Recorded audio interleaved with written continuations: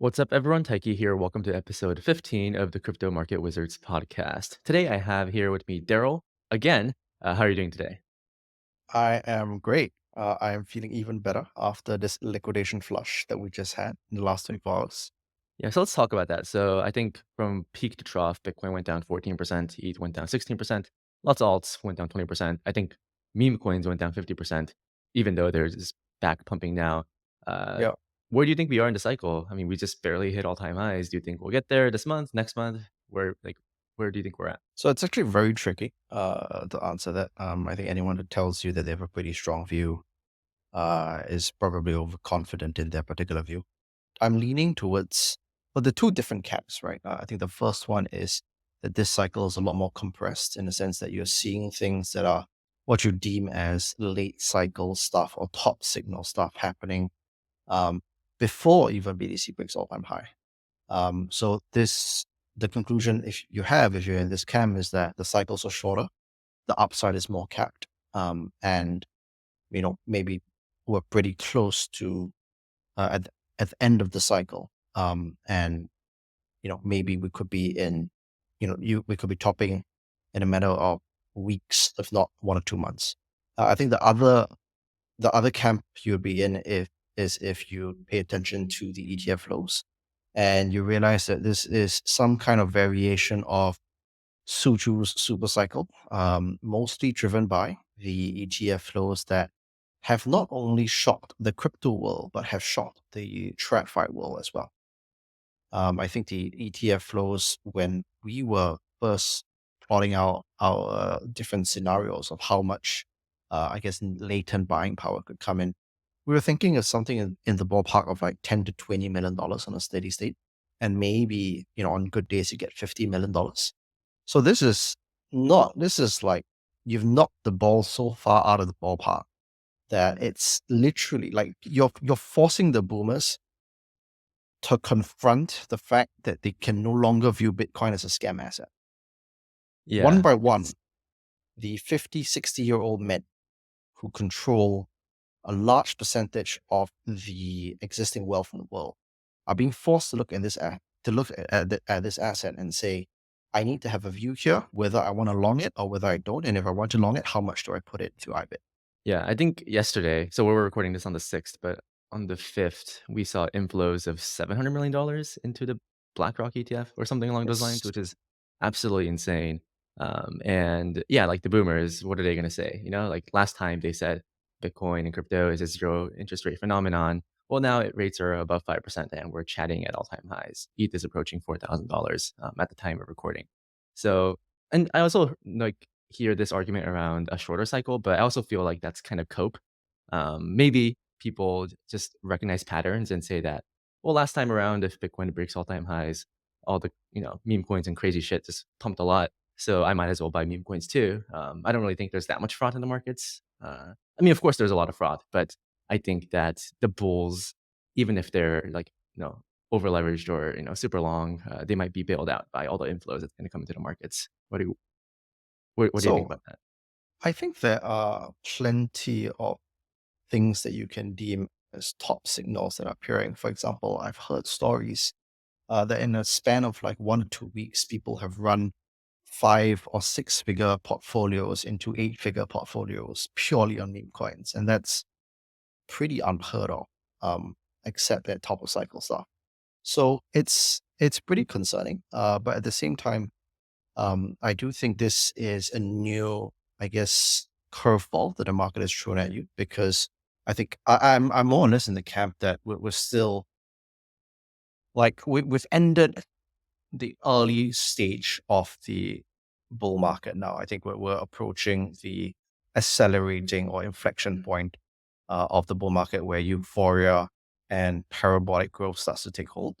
And this can go on for a lot longer and a lot higher than you can conceivably fathom it to be. But in terms of time, it may not actually take that long. You could probably, like, if let's say BTC breaks all-time highs tonight again convincingly, and I won't be surprised that it does, given it's hovering at like what 2 to 3% off highs, and it's Wednesday, so you've got 3 more days of BTC flows from the boomers to come in before the week is done. So if let's say all-time highs break this week, where's it going? Right? On this backdrop, we just had the liquidation reset. I won't be surprised if BTC goes to 100K in like a month, right? What's stopping it? There's literally nothing stopping it. And it's extremely reflexive. And this time it's not only reflexive from a crypto native standpoint, it's reflexive in TradFi worlds as well. And I think the thing that people fail to understand um, from the ETF flows is now that IBIT is an investable asset, or Bitcoin is an investable asset amongst TradFi institutions, you cannot really ignore Bitcoin any longer, right? If let's say your peer is outperforming you by 3% because they put on a 10% Bitcoin position, you can't just like say, I think Bitcoin is a scam and I just forget about it and I just don't own it, right? Because then you're actually underperforming your competitor who's actually embracing this new technology. So you're basically forcing the old guys to look at this and say, okay, now we need a view. The flows have not stopped. They have in fact increased. This is a new asset class that has been institutionalized. And every 40 to 50-year-old PM in TradFi, who is managing latent pools of capital, should have this running through their head right now, right? Yeah. And this is why I think there is really nothing stopping this to at least get to 100K. And we're definitely going to have a ton of volatility along the way, but that is my base case. Yeah, and there's the stat where, whenever Bitcoin breaks all-time highs, it just tends to go vertical. In December, it just doubled in 18 days. 2017 doubled in 2 to 3 months. Uh, but I do want to pivot the conversation to, I guess, ETH, because the last time I had you on, the title of the podcast was "Why ETH is Cucked the Cycle" with 15,000 views. But ETH is starting to become uncucked. It's approaching 4,000. Uh, where are you at with ETH? Do you think it's still cucked? Do you think ETH BTC has bottomed? Can it outperform BTC this cycle? Views on ETF, etc. Like, can you share your thoughts on that? Yeah. So I think if I'm not wrong, when we first chatted, I think ETH BTC was at about the 5 handle as well, 0.05. Right now it's still in between 0.05, 0.06. So it's done well in the sense that it's kept up with BTC. But I think the underlying statements I made still hold. I think number one, no retail is ever going to use the chain. I think I was just recently buying a couple of pudgy penguins a couple of days ago, Nice. and I it was $200 per transaction. So there's absolutely no way that people are going to be buying stuff on chain, right?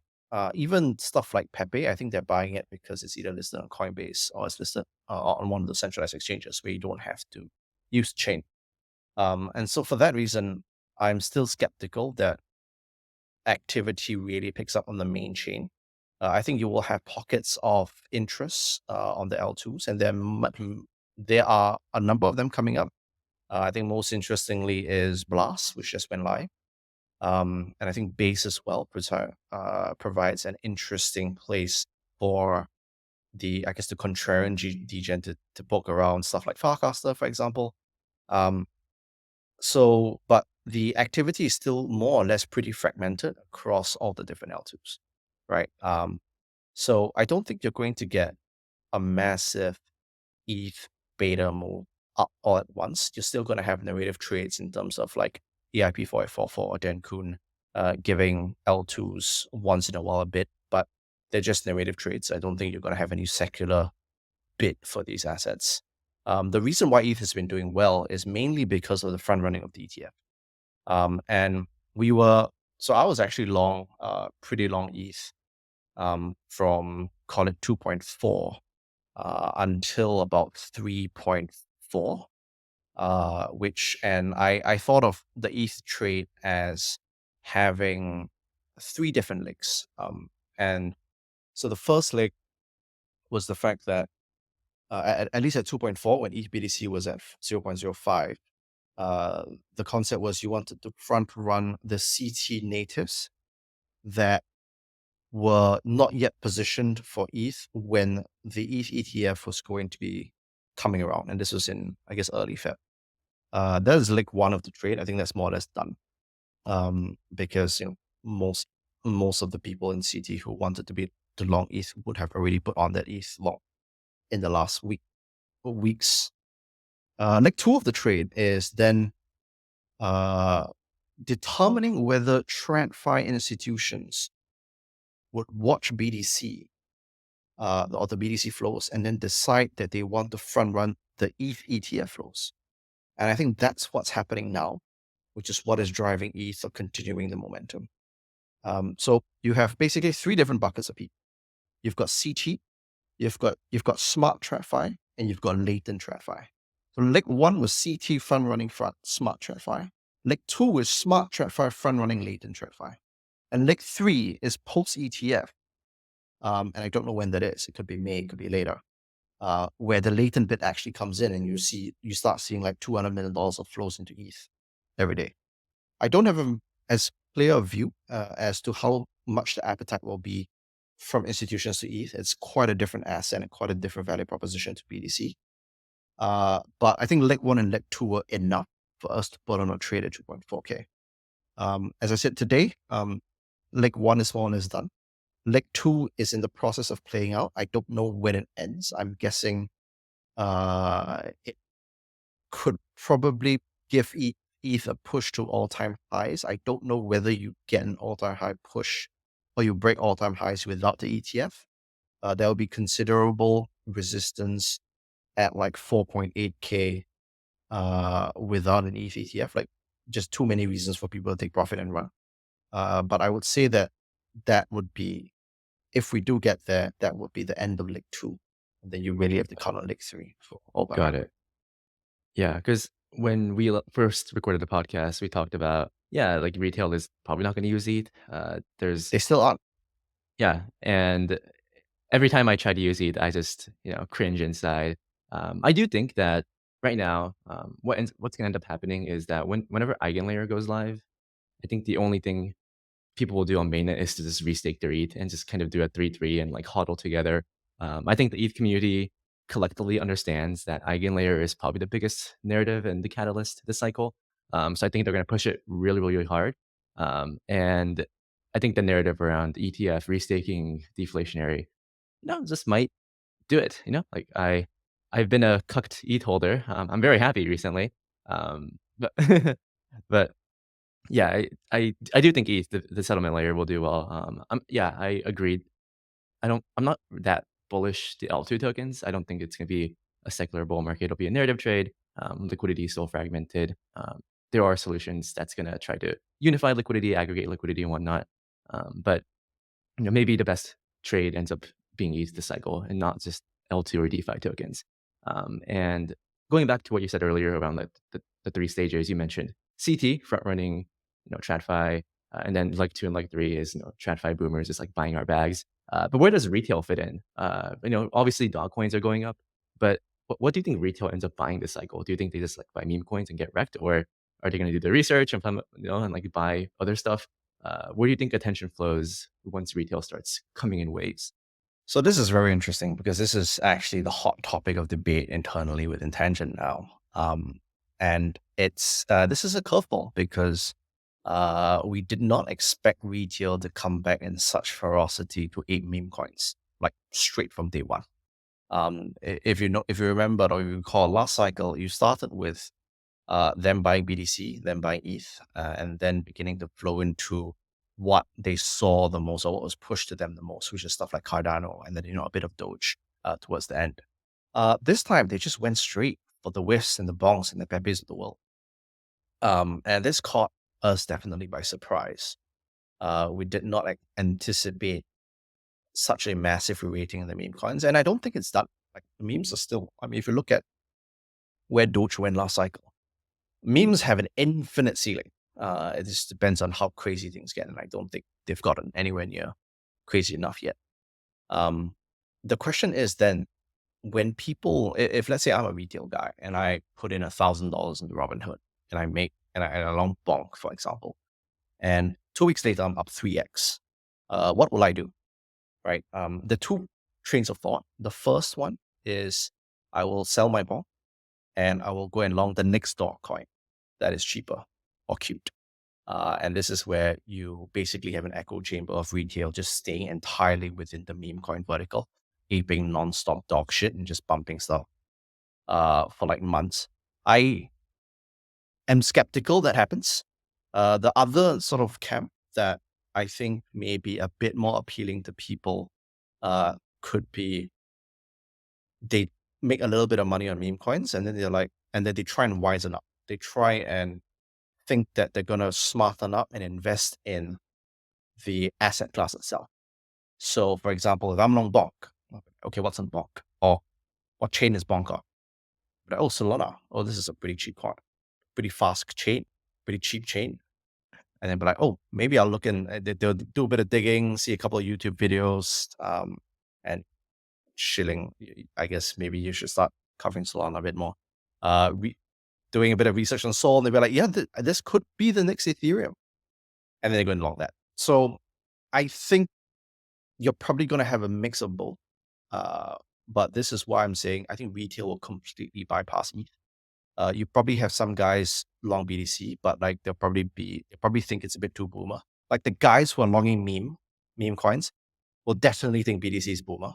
So you probably go from meme coins to Solana and then the shitters, or there's a chance you just bypass Solana and you go straight to the shitters anyway.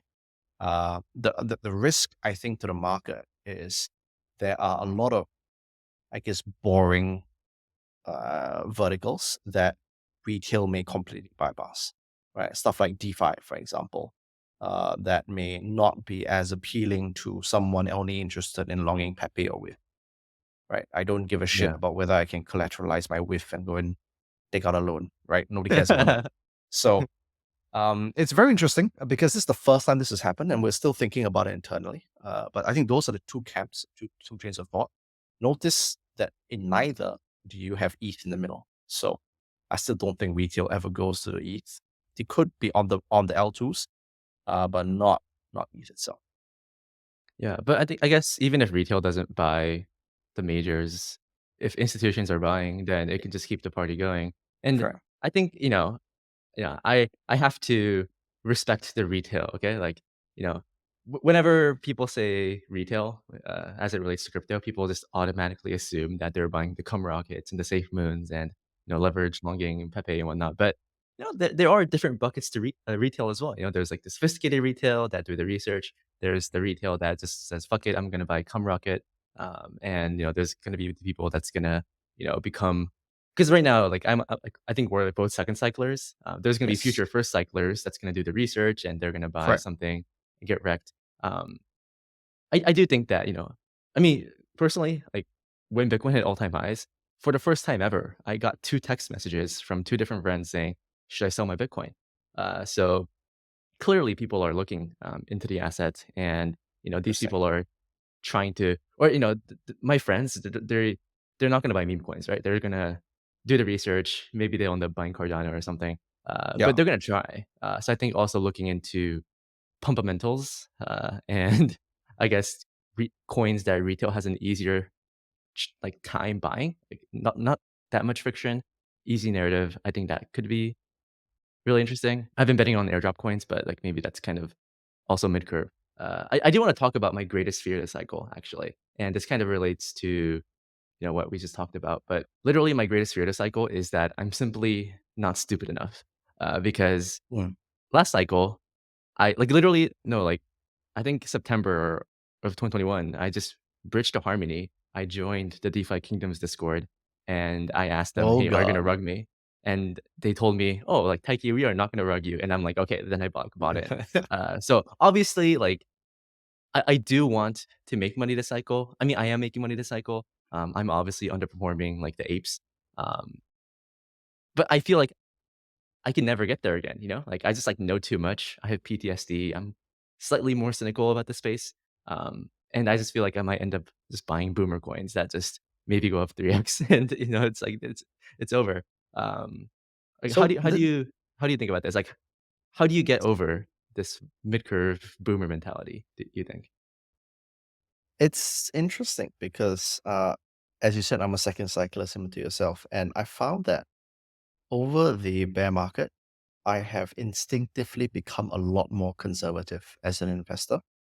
Um, and I think that's just as a function of it allows me to survive, right? And now in this euphoric stage or accelerative stage of the cycle, I do agree that I share a lot of sentiments where I'm in positions that, either the institutions are not buying or retail is not buying, and I feel like I'm, coping on the sidelines or like coping in bags that are not pumping a lot. I think that there are two things to keep in mind here. I think the first one is a very old adage from our dear legendary trader GCR. And he says something along the lines of, he who chases two rabbits will catch none.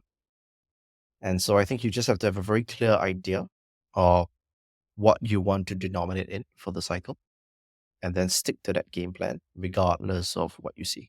Right? It could be BTC, it could be ETH, it could be SOL. If you want to be very simple about it, I think BTC is like your clearest PVE coin because you're not even counting on like retail to buy your bags. This is just the infinite latent bid from TradFi that is coming in, right? So if like I say this and I should be doing it myself, but I'm not at the moment. But if you're ever uncertain or you want to risk all, but you still don't think the cycle is topped, just denominate in BTC, right? I think that's one way to save yourself from underperforming the market, which is one of the concerns. And the second one is don't lose the ability to dream. I think when you're too focused on trying to survive, you forget how wonderful the dream is, right? You speak to first cyclists, or I guess when they do come, you realize that you look at their innocence and their naiveness, and you're like, oh, these guys are going to get fucked. But actually, no, it is that naiveness and stupidity that allows them to 50x their net worths as you cope on the sideline with a measly 3x. So that is what I always tell myself. And I always try and dream as big as I can because I know that was what allowed me to be successful in the first cycle. I think the challenge is being able to remember that when all is said and done and when the music stops, this is all speculative garbage for the most part.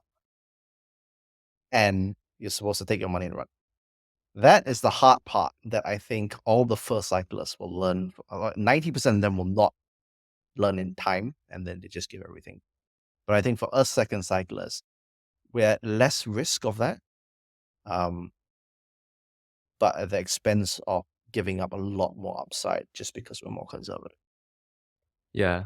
I actually have no concerns of me, like, getting wrecked at the tail Exactly. end of the cycle, Yeah, but I do have concerns around, "Ah, shit, like, why am I holding these coins?" And whereas, like, you know, exactly.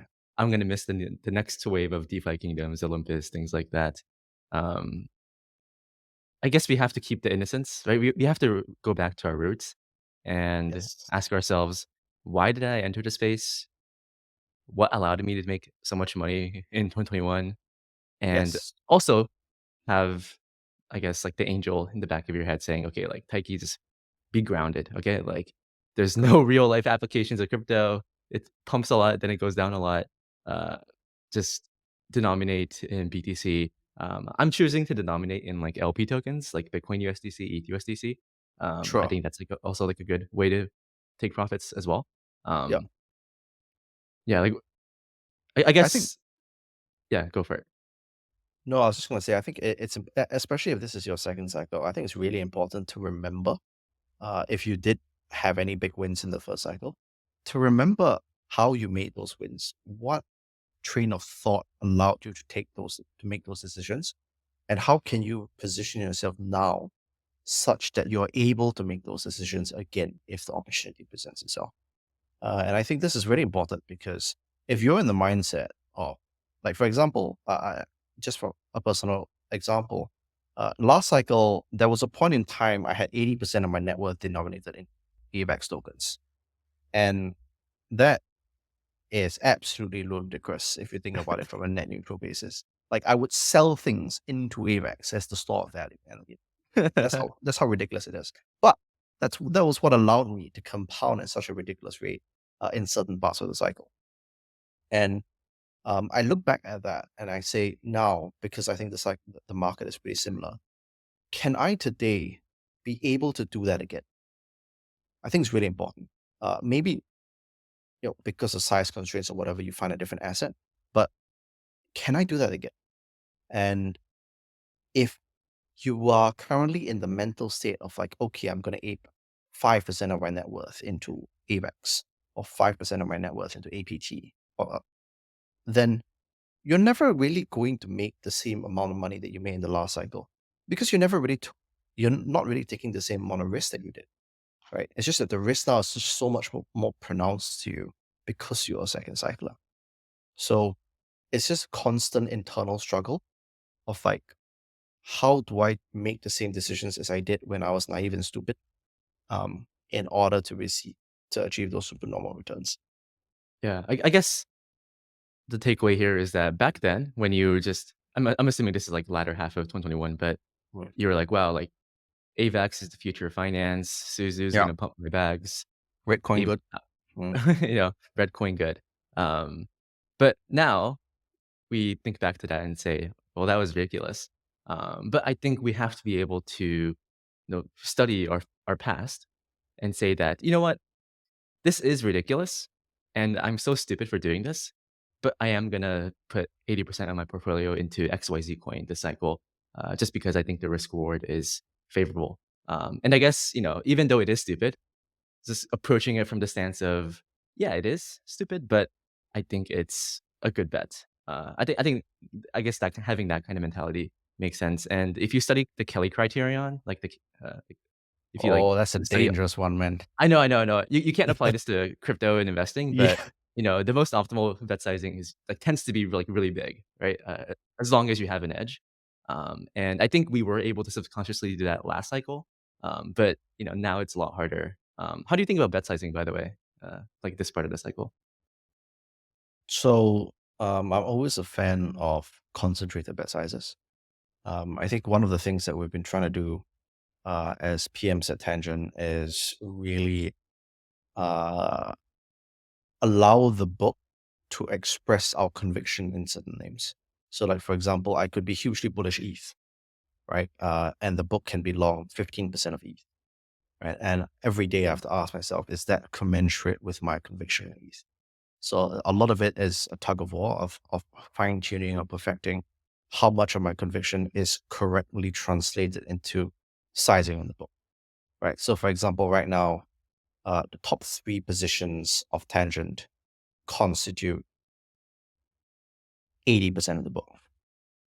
So right now we're very concentrated in very specific assets, and we're just waiting for the thesis to play out. No FOMO. Do We try not to FOMO, but we have certain things that we're buying uh, that we intend on holding.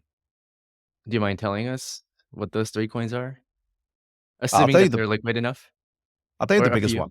Okay, okay. The biggest one is Solana. Yeah, for Interesting. the reasons I mentioned just now.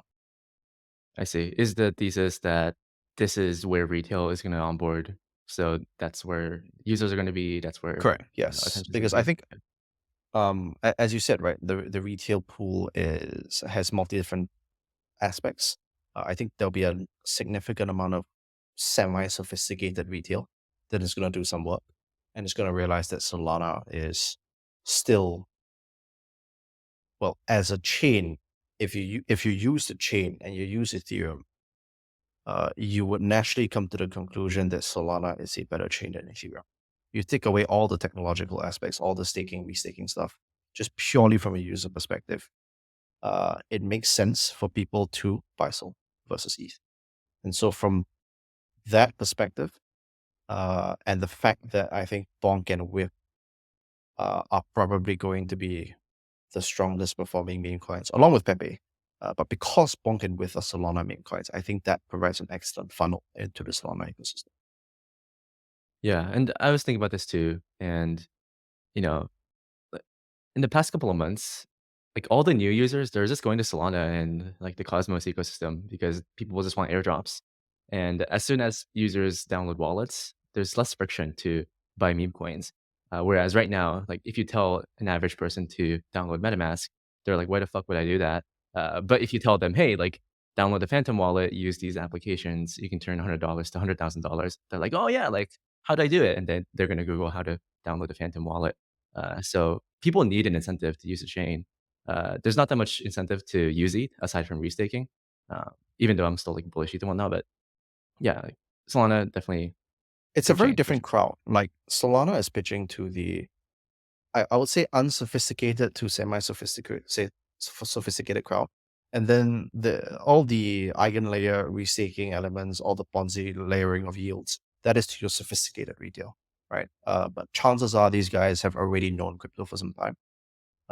And I guess that pool of capital will grow, but at this point in time, it's not as big as the pools that are coming on board now. Right, right. And I think earlier you mentioned, hey, that, our fund, we're not going to FOMO, we have conviction, we're going to buy, size up, etc. How do you control FOMO? Do you have any advice to, I guess, our audience? I'm sure everyone's feeling FOMO right now. A mix of second cyclers. I'm sure like my channel is starting to gain subscribers. So I'm sure, first cyclers are starting to enter the arena. How would you advise them to approach markets right now in order to first maximize the upside, but also to, ensure that you're not gonna get wrecked. That's a challenging question. I also ask myself these questions a lot. So as I said, I think having a very clear denominated asset that you believe in, I think is step one. So for you, it's LB tokens. For me right now, it's Solana, but it can change. But I think have a very clear idea of what you want to denominate in. So if you believe that the ETF flows will be the predominant play until the ETF comes, so be it. Then just denominate in ETH. And then everything that you buy should be benchmarked versus your denominated asset. So unless you have a very good reason to say this is going to outperform the core ETH thesis, you don't sell your ETH. And I think this is one of the big mistakes that a lot of funds have made. Actually, a lot of people, not just funds, have made, including us, which is we try to be too smart. We try to front run things, right? Basically, the best trade of the cycle so far has been BDC on a risk adjusted basis. It's just been BDC. But why does nobody own BDC? It's interesting, right? Because almost nobody I know owns BDC. And the reason why is because everybody benchmarks versus BDC. And when you do that, your inherent concept is in order for me to outperform BDC, I need to own something else. And you see how that is a mistake that has compounded all the underperformance that so many people have had. Me, I'm guessing you probably have as well. Such Um, disrespect, man. But you're right. yeah, because I'm guessing because I know the second cyclist, man. So that's why I think denominating in the right asset is really step one. Then after that, it's really, all your shebang about, finding the right crowd of people, doing your due diligence, trying to find the narratives, etc. Yada yada. It's too long to say. Sorry for assuming, by the way. No, you're good. You're good, you're good. No, it was correct. It's a realization I just had because I was like, fuck, I'm underperforming BDC. And I was like, what the fuck? I thought I was a pretty good trader. Yeah, I definitely agree in terms of underperformance. I think a lot of second cyclers, unless they're just like buying meme coins, have underperformed BTC. I think my portfolio is like 15% from all-time highs, whereas Bitcoin's like 5% or something. Uh, Yeah. so I mean, I'm not like that upset to be honest, but it's just like, damn, like I was just better off just buying Bitcoin and Yeah. kind of like borrowing against it. That's the other thing actually that I want to talk about. It's like you can easily use Bitcoin or ETH as collateral, borrow USDC or some stablecoin and farm with it. And not only is your denominator going up, you're also farming all these new things with, your debt. And that can Yeah. also help supercharge your portfolio. Uh, I think Susan called it like a 3D portfolio where you're just constantly, accumulating more BTC, accumulating more ETH, using it as collateral, farming things, and using those proceeds to eventually, buy more of the collateral. Do you do any on-chain farming, or do you just mostly trade perps and buy stuff and just pray to Valhalla? Yeah, no, more of the latter. I think on-chain farming for us is still a bit out of our depth. I think last cycle I used to dabble in it a little bit, but not and not in a sophisticated enough way that I felt comfortable. Um, but I fully agree. I think that's a really interesting thing that we haven't really been doing at Tangent, which is this concept of like using your denominated asset and then borrowing cash and farming it. I think there are actually a ton of very profitable USD based yield strategies right now. If I'm not wrong, Athena is now offering like 100%, or maybe not after yesterday, but like at least 50% on their Pendle pools, if I remember correctly. So you have tons of these kind of things. Obviously, there's some risks, but like your denominated asset is dollars, so technically you should be hedged against the market. Yeah, for sure. And I do want to pivot the conversation back to what you said earlier around, okay, like just understand that, most of these coins are pure garbage. So just get the hell out when you can. Do you think that crypto will ever have a use case this cycle? And let's define next cycle, like this cycle, as the next 12 to 18 months. Surely, we'll have use cases in like 10 years and whatnot, but you know, I feel like if we don't have actual tangible use cases, we're just going to see these boom and bust cycles because there's no reason to hold these things. Like, where are you at with that type of mentality? So I think the use case will be a bit different from what we imagine it to be today. I think the concept of having a decentralized ledger on whatever blockchain you choose is quite powerful. And for that reason, I think a lot of the DPIN related use cases have merit. So, for example, you have your data file storages on Filecoin and Arweave, for example. I think that actually is valuable to some extent. How much it's worth, how much you're willing to pay for it is a separate question. But that inherently has some worth. BDC obviously has worth. Um, a lot of the new infra that is coming up provides very ancillary or very incremental benefits to a blockchain where the belief is still if we build it, they will come. And I don't think that is going to play out this cycle. As I said, I think you could just as easily have all retail come on board and be aping meme coins, not giving an actual shit about the tech. It's you know, it's a reality, right? Um, so I tend not to try and think too much about this because it makes me more philosophically jaded about the space, and that hurts my ability to dream big, which then hurts my P&L. So I actually don't think Right. about it as much. And yeah, no, Basic, that makes sense. like when the time comes and I my base case is like at least 100k BDC, then I start thinking about it a bit more because then I have to start thinking, okay, when do I start taking chips off the table? Right now, it's like from now to like 100k BDC, you're still fully in the if I sell something, I'm going to sell it into my denominated asset. And if I buy something, it's going to be because I can make more out of it. Right? I'm not thinking about dollars, USDT at all. I'm not Yeah, thinking about taking chips off the table. Not yet. yeah. I think we're entering this phase of the cycle where, I mean, personally, I'm very overwhelmed. I just Yep. open Twitter and everyone's shilling some new thing. Next Yep. day, I open Twitter, it's like some different token like narrative. Mm. How do you deal with being overwhelmed? I think, not worrying about, I guess, selling into cash until, Bitcoin's approaching 100K. Like, that makes sense. You want to be able to simplify your decision tree so you have more clarity when not. But do you have any other, methods to, I guess, not become overwhelmed and sift through the madness that is crypto and crypto Twitter? I think something that's pretty important is allow yourself to take mental breaks from it. So, you're always going to be missing things. I think you just have to come to terms with it. I think the reason why many people feel overwhelmed a lot is because crypto is 24/7. So you constantly feel the need to be plugged in. And it's very tiring, especially in bull markets where like you feel like a month has happened and it's just a week, right? So I think you just need to have clean breaks where you're really just not thinking of crypto at all. You can be doing whatever the fuck you want, but just not thinking about crypto, and then coming back with a refreshed mind to tackle things. I think that helps the uh, times when you get frazzled or you know, you're out of tune, out of sync with the market, which can happen more and more often as narratives get quicker and quicker, right? That's what I found to be helpful. Yeah. No, that reminds me of the Druckenmiller story where I think he shorted tech stocks in '99 and lost Yep. like $400 million. And then he And then said just, he capitulated and he went on like some 6 month sabbatical, didn't touch the markets. And then when he came back, he had this mental clarity. It's like, wow, like I missed out on all this like tech rally Exactly. pump, but I see the future now. And then I forget what he did, but he's just like made a shit ton of money. Yeah. Like Yeah. when the markets collapsed, into to 2000s and whatnot.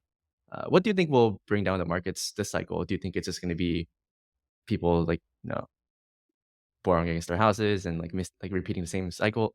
Sorry, same mistakes from last cycle.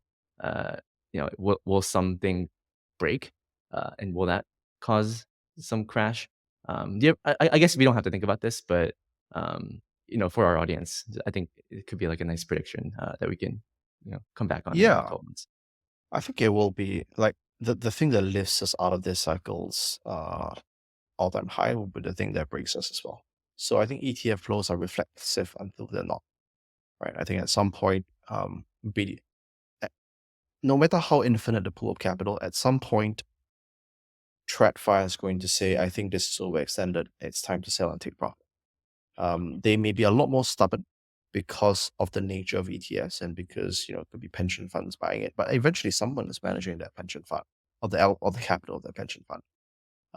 And once I think that unwind happens, it's the same shit over again, right? It's the same thing that what we saw in 2021, just on a much grander scale involving TradFi. So reflexivity up is great, but with it, you will have the hangover when it's all said and done. And hopefully we see that, fingers crossed, at 250K, not 100K. Yeah. The crypto is insane because I think a couple weeks ago I was looking at Doge at 8 cents, and I'm like, well, why would I want to own this thing? It's so expensive. And now it's at 16 cents and it feels cheaper. Like crypto is one of those asset classes where it feels cheaper on the way up, which is so dangerous and also more expensive on the way down. Uh, Yeah. So do you remember? I think Doge is actually very interesting. Do you remember when I think a couple of months ago there was this thesis about the Kabosu dying, oh like yeah, yeah, or yeah. I going to remember die, that. and Like, then the entire city just basically started allowing Doge, just trying to predict when the dog was dying. yeah. By the way, for the audience, Kabosu is the dog that the Doge logo is based off of, and Yes, he was sorry. he was like very old and like was about to die, and people were just like leverage longing Doge because oh my god, like it's gonna grab headlines or something. So it's very interesting because we were doing it as well. We were actually pretty early to it. Like I had vets look at his blood samples and everything. So yeah, I Oh went my pretty deep god, in. Yeah. this is what it So takes. but anyhow, um, that it's such a great example because at that time you had the entire fucking city along this, and it went from like 0.7 cents to like 9 cents. I remember, not even 9 cents. It was like 8.5 cents. So the entire CT on this narrative trade pushed it 20%, 30% at best. And then you have the real retail markets come in. The dog is still alive, but because meme coins are pumping, Doge is now, I don't know, what is it? It's basically 2x, right? Out of nowhere, at a 10 billion in market cap. So this is the difference between PvP environment, where you're trading against other CT traders, and a PvE environment where it's the guys on Robinhood aping Doge alongside you. These are the guys that are really going to pump your bags. And it may not be over. You might be right. 16 cents Doge may still be cheap. Yeah, the meme's always been Doge to a dollar. Uh, Yeah. I specifically remember when the whole Kabosu thing happened, or like that narrative was taking hold. Uh, I got some research memo from someone that like runs some research company, and he Yeah. literally like wrote this memo around, hey, like this dog might pass away, I and like remember that's that. bullish. Yes. Yeah, yeah. I was like, bro, like what are you doing with your time? But I guess there was nothing else to do, so people were just looking into like Exactly. dogs' life expectancies. Exactly. Nothing was happening. It was so boring. It was so hard to make money. And then, like, if you have a 15% swing on Doge, you'd be like, all right, markets extend. It's time to hit and run. And you'd be right. That's the ridiculous thing. You would be right. Yeah, so I guess, the takeaways from this episode is dream big, Yeah. and we're in PvE conditions, right? Player versus environment. We're no longer competing with one another, getting wrecked in fees. But hey, if boomers are buying our bags, if retail, if 1,000 retail is coming in every single day and depositing $100 or $1,000, like whatever, then naturally, a rising tide lifts all boats. Being able to understand that, and you know, being able to understand that, okay, some of these coins are just complete vaporware. But you know what? Like, I'm gonna long for the culture. I'm gonna long because I expect other people to buy it. Maybe that's like a better framework to have this cycle, uh, and maybe that's what's gonna cure my midcurve, symptoms. That's correct. Like, I think it's so obvious. All you have to do, like, the TradFi boomers are literally gifting you generational wealth, and all you have Just to do kidding. not to fumble the bag is literally just don't get rug, uh, don't get exploited on smart contracts, and don't get blown up using leverage. It's literally all you need to do, and you more or Yeah, less make it in some way, right? So that's basically yeah. it. Yeah, I totally agree. So I just want to wrap it up with a couple of questions. Who are your investing heroes, your trading heroes, people that you look up to, that you're still learning from?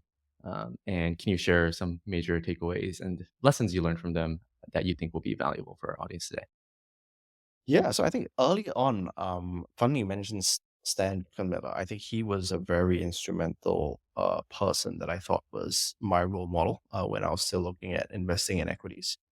I think in crypto, my role model in crypto, ironically enough, for the way that he thinks, it probably still is Suju. Not because of the decisions he made. He obviously fucked it up big time with ridiculous amount of leverage he had. But his ability to articulate and articulates complex thoughts into simple concepts, and his ability to show me that it's possible to make it with a lot of leverage, but even without the leverage, it's possible to make it. Right? I think that was very interesting, and he has a never say die attitude, which I think is quite interesting. I do think for the things that he did, he probably deserves some jail time, but then he will probably come out of that and write a book on it and come back even stronger. So this guy is gonna make it, like 100%, unless like the fact that he's still around means he's probably gonna make it. And Yeah, his talk to every single podcast, doesn't matter who he speaks to, it's always refreshing to hear his insights. So to an extent, he made me believe that you could go from like a 10 mil bucket shot fund to like a $5 billion Asian behemoth of prop capital. Like it's unreal what he did with the last cycle. For sure, there was steroids in the form of leverage, and he was doing all kinds of ridiculous things, borrowing money from the OTC desk. But it makes you, he helps you dream bigger. That is the most important part. He helps you dream bigger. yeah. I, Never I lose guess you sight of have that. to dream big. You have to dream big. Yes, you must dream Um, big. yeah, and I interviewed Sue in the other podcast I do, Study Lads, and he was Yeah. saying, yeah, like we were just doing what we kept doing what got us there, just like leverage longing to the tits. And then eventually when the markets died, he died as well. So I guess you have to understand, okay, like It was maybe to his get first there. cycle, so I don't blame him. But now it's his second cycle, so he's gonna mid Correct. curve. He's gonna That's mid right. curve and He'll he's gonna survive. be out. Yeah, he's gonna underperform significantly. But Yeah, yeah, he'll be fine. So yeah. I think he'll be fine. I'm not sure if I asked you this on the first episode we did, but like if you have any advice to your younger self, maybe this also applies to like first cyclers. They're so innocent, like they don't really know what's happening in the markets. They think it's could potentially it's like it could potentially be the most egalitarian thing that could have ever happened to the world. Um, yeah, like what would be your advice to like newcomers and also that we haven't discussed, and also like some advice to your younger self that you might uh, think is yeah, I think applicable for audience? so. I think understanding what you're good at, I think is really, really important. I think the earlier you figure out what you're good at, the better. Right? It could be that you're not good at finding narrative trades. It could be that you're not meant to be on chain degenning, and that you're a much better TA trader. Right? You're not gonna know until you try your hand at these things. And I think the earlier you do it, the better. Um, so find out what you're good at.